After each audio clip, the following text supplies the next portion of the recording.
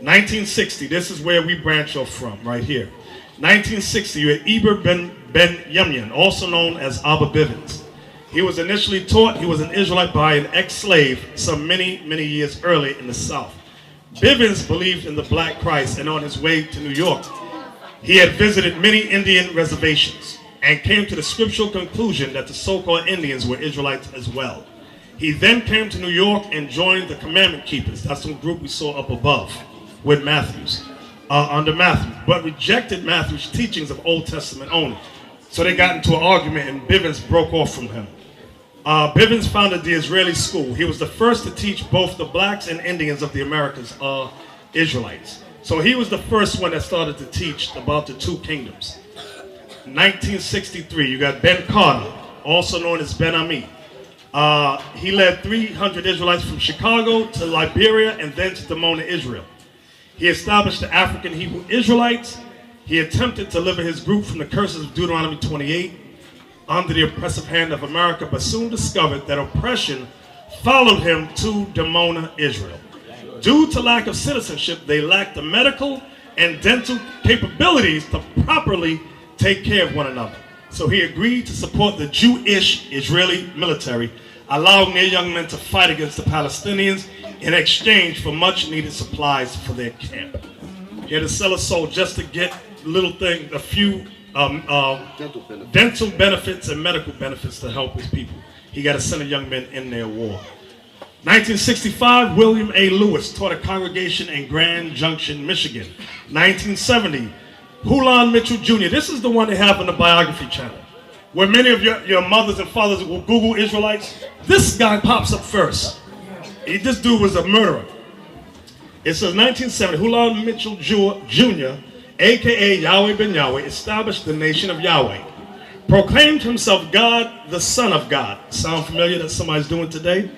He and many of his followers were arrested for murder, racketeering, arson, and many other crimes to establish themselves in various states. He was found guilty of these crimes in 1991 and died of colon cancer in prison. Next. 1973, you had Moshe Ben Kareem, a.k.a. also known as Masha. He was chosen to carry on teaching in Abba Bivens' place. Bivens had died, okay? He was fighting with the Muslims on the street because you had two groups that was teaching on the streets at this time. You had the Muslims. That's why if you look at the movie Malcolm X, remember you see Malcolm on a ladder teaching, and you got you had Sharpton playing a preacher. Bobby Seale. Right. So during that time, you also had Bivens was on the street teaching. They used to get into confrontations about the scriptures, and Bivens didn't play. He'd fight you quick. So the Muslims had beat him down real bad and put him in a hospital. In the hospital, he had set up Masha and Yaakov to take over the teachings of the school, and Bivens had passed away. So I'm going to read this right here. 1973, Moshe Ben Kareem, a.k.a. Masha, was chosen to carry on teaching in Abba Bivens' place, where Peter Sherrod, also known as Yaakov, that's Yaakov on the right, Masha is in the green. It says they took over the Israeli school, adding UPK, Universal Practical Knowledge. Later in the 70s, they were helped by 5 other brothers, and they were called the Seven. They were offered, now this is the key point, they were offered several $1 million by the Rosicrucians to teach a more Christian or Jewish message of unity for all mankind, as some of the other Israelite camps teach. Masha and Yaakov refused, because they had given them, we were there when they were doing this. They had handed them a blank check and said, just write in whatever number you want, and it's yours. They said no, and gave it back to him. It says a Christian Jewish message means Negroes will remain on the bottom of society and the full truth will never be taught. So now we want to pause right there at that history there.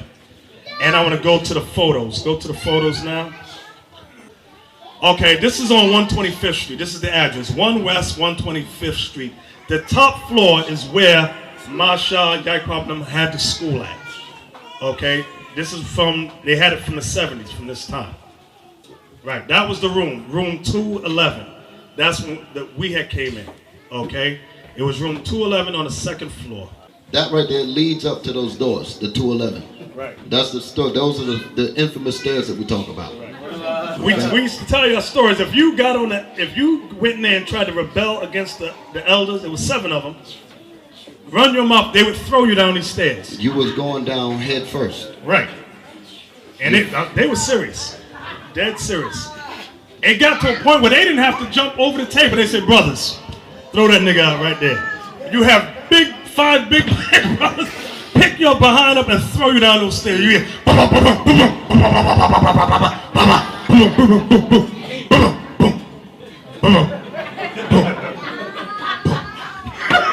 We didn't take no mess. This is Lahab, the one in the black. right. Which one? This one here, that's Lahab. That's Lahab, right. Okay, the next one is Masha. Right. He was the head of the school, Masha. I can't see what that is. That That's Ariel Ariel That's behind Ariel on the back. You do have Kazakh. Yeah, I He's do. way in the back. Right. Well, you can barely see him, but that's Kazakh. Is that Shadia? Right? No. Listen. See what Ariel is with the white turban on. Go back. Right now, right next to him, right there. That's Kazakh. The Right, next that's one, Kazakh. that's Kazakh. And the next one, that's Yeshaya. That's Yeshaya. The next one is Yaiquab. That's Ariel's father. Right. That's Ariel's father. And the next one on the far right is Shaw. No. That's the Shaw right there. Right there. That's the 7. That's the 7 that taught all these different 1, 2. 3, 4, 5, 6, 7. That's the 7 leaders that taught all these Israelites that you see out here. The bulk of them come from the understanding that these men set up. So don't let nobody. You got brothers talking about, oh, I taught Nathaniel. You know, these was our These were the teachers ones that right taught there, the us. ones we named. That's it. When Don't I- let nobody gas you up in your ear. No, I taught. No, they didn't. Yes. No, the ones that died is Yaiquab and Masha. Yaiquab died the night of the split, and Masha died sometime later. Okay, so those are the 7 elders that taught us through, and Bivens taught them. Okay, actually, let me go back to Yaiquab for a second, because Bivens did not drop the understanding to Yaiquab. Yaiquab was in the Midwest, and he was in a bar, and he said a black man. He said back then, he said they all had 6 shooters on their hips back in the West. Because if you ever met them, they were dressed like cowboys. Yeah.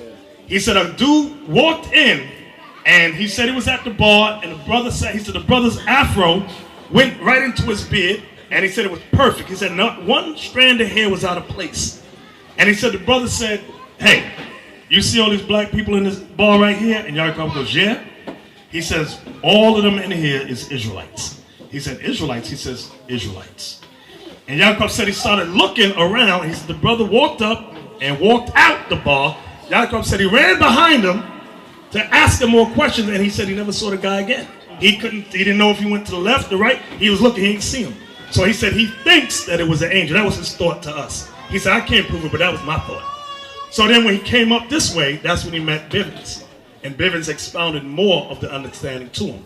Ariel's the one in the red. You got Masha with the black leather hat. With the black with the teeth on it. Right, that's Masha. On the far right is Shaw. Yes. Now on the far left, go to the far left, that's Ramila. He's the one that taught Deacon Asaph initially. Go to the far left. The brother right there. Right there. Right, Asaph? Yep. That's the brother that taught Asaph right there. I'm going to show y'all something. Right here. Y'all see this young man right here with the blue? This man right here with the blue, that's who y'all call the God-sent comforter, who says that an angel came from heaven and taught him the scriptures. No, that's not true. That's Tazadakia.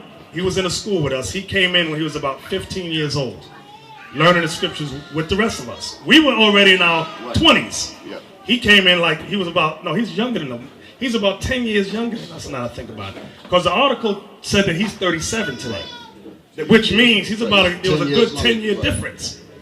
Okay, so this is who many of the brothers and sisters are calling the God-sent comforter of today. Now, when we knew him, he was a good brother. He was decent. He used to help y'all up, read for him on the videos and all that. Okay, where this stuff came in today, remember the same thing about, we read about the Rosicrucians with the blank checks, offering money? When the split happened, all that's what occurred, what you see today. I'm gonna go to this one. This is Kazakh. He was the historian in the school. He brought out all the history, the history throughout the Middle Ages and all kind of good stuff. Okay, we had what's called the trooper program. We had the military going on. All that y'all see us doing today goes back to what we had seen the elders had set up way back. We used to go out and jog, do push-ups, all that. We had to be in good shape for health reasons. We had a lot of overweight brothers, so we used to go out every Sunday morning early, 6 a.m. We would get up and march and all that. Yeah, I was there. We used to live on all of this happened around the time when we had an issue with the drug dealers that was running those buildings on 126th Street. So what you see here is that this right here was a time period when we had to get those drug dealers out of there. We had the respect of the community in that area. Drug dealers did not mess with us. They didn't mess with our women, nothing. We try to come back to those days again. In the school, you had this brother, Al-Haran. He was one of the, he was a, what was his rank? Captain of, or was he a general? I can't remember. He was a general. They made it up to general, like 5 shields. The whole lot of them was like 5 shield generals. Exactly. So he died a couple of years ago, Al-Haran. He died. This young man right here is Brother Zaquan. He's the one that initially was in contact with Brother Jan and sent Jan this way. So when we met Jan at the age of 16, it was because this brother right here was teaching him and sent him this way. Okay. So now I'm gonna go out of that. Go back. Let me go down. Yeah, that was Joshua's brother. Okay, these two brothers right here. These were two other high up ranking brothers in the school. This brother right here, Banyumyan. Y'all see him on the videos with me doing the 12-track breakdown. They're still in the truth under the House of David. This is our brother Barak right here. Okay, I'm just going through it so y'all be familiar with him, so y'all know exactly who's who. And guess what? They're not demons. They will salute you and shalom you, you know. This right here. Y'all know this brother. This is General Yohana. He was back then in the school with us, okay? He was one of the top generals. He was always very initiative, I'll put that out. He was always about setting up new camps and new things. He had a TV show called Blackwatch. That was one of the top TV shows back in the day. Okay, so he got to get his props too. I ain't gonna knock none of the brothers. Who else was there? Let me go down. Y'all know this brother right here. I couldn't find a better picture. That's Tahar. Brothers always want to know, how does Tahar fit into this? Tahar was the camp leader of the 44th Street camp. So when Yawasop, myself, came and many other brothers, he was already a general. He was set up as the camp leader. Like today, you have Deacon Malachi as a camp leader, Ifan's a camp leader, Lab is a camp leader, Yawasop is a camp leader. So when we came in, he was the camp leader on 44th Street and Broadway. And Harlem, because that's when I came in. Right, and in Harlem, exactly. Okay, and he set up a school in Connecticut. What y'all see today, he was nothing like that when we went to school. You got new things coming out from the brother today, but I'm praying the Most High will bring him back to his proper mind. Right. Also, y'all know this brother here, Zabat. He was in a school with us also. Okay, he was a young brother. And behind him you have Maharaka. They were both in the school with us. All right, so y'all see them on YouTube also. On YouTube, y'all see the 14th Street Israelites. That's the big brother's brother, Bakwash, and the smaller brother is Lamad. They were also in the school with us back in the day. So what happened, you may ask, well, what happened? What happened to cause all this separation? The spirit of Negro-dom set in. Many of us get disgruntled. What's the main thing that makes Negroes mad? Money. The brother here, who was the General Lahab, he's the one that set up uniformity in the school. He set up order. Now, let me explain to y'all. Arya, this brother here, he was one of the main ones that taught us the scriptures. Yeshaya and Kazak were the historians of all of them. And Lahab was the one that set up order in the school. Because what started to happen was, you had some brothers who were poorer than others. Okay, so you had older brothers who knew more, didn't have as much money as the young brothers that were coming in. Young brothers were coming with these astronomical garments. And you would look at them, you would think these were the elders. It's, whoa, this guy. And it'd be like, so Lahab was the one that said, but this is out of order. There needs to be order amongst the ranks with the brothers so you know who's who. So Lahab was the one, this was just before that was set up, but he was the one that set up Central Command. Okay, and you had many of the, like back there, you see a brother, he's a Gadite, Ariala. Then you got, that's Yohana back there. That's in the back, that's lawyer. I see his face, that's lawyer. Those were the generals under Lahab that had set up Central Command. And what they did, they took over a building. The building was magnanimous, beautiful. 77 West 125th Street. But there was a problem. They didn't sign no papers for that building. They took it over gangster. So the so-called Jews got they came in and said, listen, y'all did a wonderful job in our building. Thank you. We are taking it over. So that's what one of the things that happened. There was a coup against Masha. There was one Passover. There was going to be a hit put out on Masha. You have many of the brothers in the back that denied they were involved in it. We were in the council, so we know exactly what was going on. But what happened was what Masha did, because everybody denied it. No, we wasn't trying to overthrow you. He wasn't trying to overthrow you. What Masha did was raise up a lot of the young men in their ranks to counter the ranks of the higher generals. So that's when Yawasop they set you up as captain of 10,000. They made me a general. Tahar was already a general. Tahar was not involved. I'll tell you, Tahar was not involved in any coup, okay, that was going on. So I'll just put that out now. Okay, he was in his right mind. Let me go out of this. I'm going through this so there's no confusions about what happened. So there was a split. Masha set up the house of David. Where's it at? Bear with me. There's a little dark picture somewhere. Right there. Okay. Masha had left after this coup. He had set up the house of David. You see Barak right there. This is the brother we just showed you and the other from the house of David. That's Yahweh, what's his name? Shekai. There was a council set up. Right, Yasha's right. There was a council set up. Masha set up a council. I think it was about 15 brothers. Now this is what happened next. Things started going, years went on, and Tahar brought in the doctrine of, number one, he initiated Cornelius was an Israelite. That was Tahar. He brought that up. At the same time, he brought up that we could rape children. He also brought up that, what does he say? Rape girls according to Deuteronomy 22, which we didn't agree with. There was a whole argument at this time, and the senior brothers, because the senior brothers who were the ones counseled with Masha and said, listen, Tahar got to go. He got to go. Now, I was mad as hell at that. I'll tell you the truth. I couldn't believe the stuff I was hearing. And it was Ya'asha. Let me go out so I get a clear picture of Ya'asha. You see one of Ya'asha, I'm going to tell you what he said in the council. Okay, right here. This brother right here, that's Ya'asha. Rahab was there. They were the ones that said, listen, they said get out, they told Tahar, he's to come back and counsel with us about what he sees about Cornelius. Tahar said, no, I'm not counseling, we're going over it right now. So it's an argument because you had a lot of new brothers coming in, it was causing confusion. When you go over the scriptures, you don't have new spirits in there with you. You wait and get the senior brothers to go back and forth, precept upon precept, to analyze to see if the scripture was correct. He didn't want to do that. So they told Masha, Tahar has to go. So and that's what happened with Tahar. He then set up Great Millstone. Okay, that's the name that y'all see today on YouTube. So now, from there, I don't have a picture of the next brother, but there was another split in the house of David. I'm seeing to where we got to today. There was another split in the house of David, and 12 tribes of Israel was set up. That was another school. And it was, let me go back to the picture. It was headed by these two. Rahab, he was the top man with us, and Ya'asha. These were the two senior men at 12 tribes of Israel. There was, under them, they set up, they had a council, and you had a junior council. The junior council consisted of, see this brother right here? His name is Damamah, Northern Kingdom, tribe of Simeon. He's the one that brought out, we don't have to keep the commandments anymore. He's the one that started to bring pork into the school and eat pork and say, we don't have to keep God's laws. That caused a split, and that, let me go out now, let me go out. Out of that, you had, this is brief. This is when, out of that school, you had myself, Barak Shah, and Kanai that came out of that school. Everybody else went back into the world. After that, that's why I listen real good when brothers talk. I pick up very well who's trying to bring out a doctrine. And my ears are keen on that thing. And what happened at that school is not going to happen here. Myself, Barak Shah, and Kanai set up Israel United in Christ. That was in 2003. Now, let me get some of these pictures. Now, during that time, Barak Shah and myself, we traveled to Jamaica. We did a talk show. It was a live show by this guy here called Ian Boone. The name of his show was Religious Hard Talk. And that show, that dude never wanted, he thought he was going to shut us down. Man, we toys behind up in the spirit of the Lord. They had a makeup room. It was a real nice studio they had. There's a makeup room and all that. He refused to give us a copy of the show. Let me go. Let me see what else. Let me find out some more. Okay, this is a close-up of Yaquab. He died back in 95. Peter Sherrod, that was his name. The night of the split, Yaquab died. So now, me, Kanai, and Barak Shah had set up Israel United in Christ. And Elder Kanai went to Florida because he had about, I think he had 7 kids at that time. And he said there's no place for him to live out here. It was too expensive. We moved to Florida.